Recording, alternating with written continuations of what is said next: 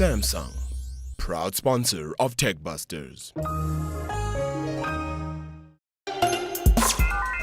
Minister Karim, it's been a busy couple of months in office. There have been massive changes in the telecoms industry in the last few weeks, a lot of turmoil as the big mobile operators have taken ICT, the regulator, to court over mobile termination rates. Well, in the first instance, even they, to some or other extent, the two major operators, concede that termination rates have to come down. I think their main concern, it seems to me, is the process that ICT managed to get here, and their concerns about asymmetry, that the two smaller operators, Telkom Mobile and Cell C, benefit unduly. Now, in the first instance, the historical issue. Both MTN and Vodacom got to where they have based on asymmetry they had at the expense of Telkom. Secondly, we feel that they need to negotiate and engage around this issue, and that ICT, if it's not being more open, needs to be more open to them. Obviously, they're an independent regulator, ICT is. We can't prescribe to them. But if there was some constitutional or legally tenable way that the Ministry and or Department of Communications can assist, we will. But we think court action should be an ultimate last resort. There's too great a propensity in our country for people to dash to the courts. And it's not as if one of them, at least, waited till the final regulations that ICT decided on to go to court. We gather, and this is my information, I could be wrong, but my sense is it's probably correct, that they had decided from the outset that they're going to challenge this if it doesn't meet their needs.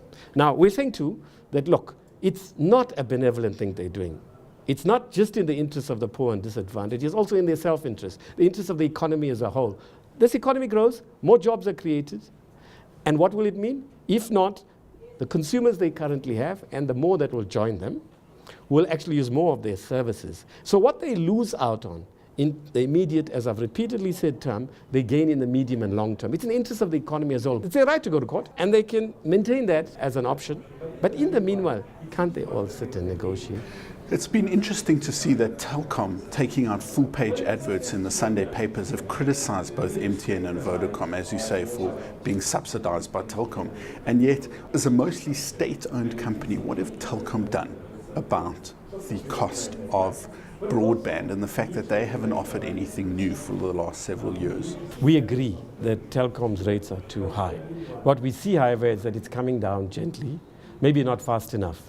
The current leadership of Jabu Mabuza and Sipho Maseko, it seems to me, are a very competent leadership, and we have considerable confidence in them. In our engagements with Telkom, they are very keen to play a role in the rollout of broadband. Now, you might know that they have, I think, about 147,000, or what I'm told are the 160,000 kilometers of fiber optic in this country. Yes.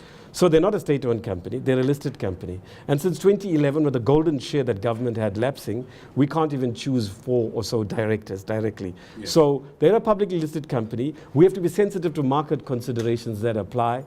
We would like to engage more actively with Telkom as a shareholder, but not at the expense of alienating the other shareholders. So we have to tread carefully.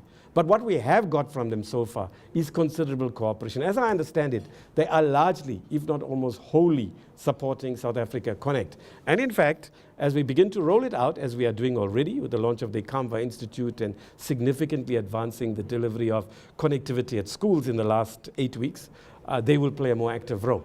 But we have to bear in mind that they're a publicly listed company. Now that we've dealt with the cost of calls, what mechanisms do you believe should be put in place to handle the cost of data? There's a sense of cooperation we are getting from the mobile operators on our South Africa Connect, our broadband policy and strategy. And we cannot actually roll out broadband and make it effective and come to be used by the people who really matter ultimately, even if all the people of our country matter, the poor and the disadvantaged. They will not take to broadband unless the cost of mobile broadband services comes down. And we feel that the issue of digital migration, the release of radio frequency spectrum, the reduction in cost to communicate, including the use of data, are all interlinked. And we need to have a win-win situation here, where we say to the mobile operators, we will be more sympathetic to your need for radio frequency spectrum if you also are more sympathetic to the needs of the economy. So we can engage in negotiations around this. We can play the role we can, but remember there are limits as politicians to what we can do, given that it's the regulator that has ultimately the most important role in this regard.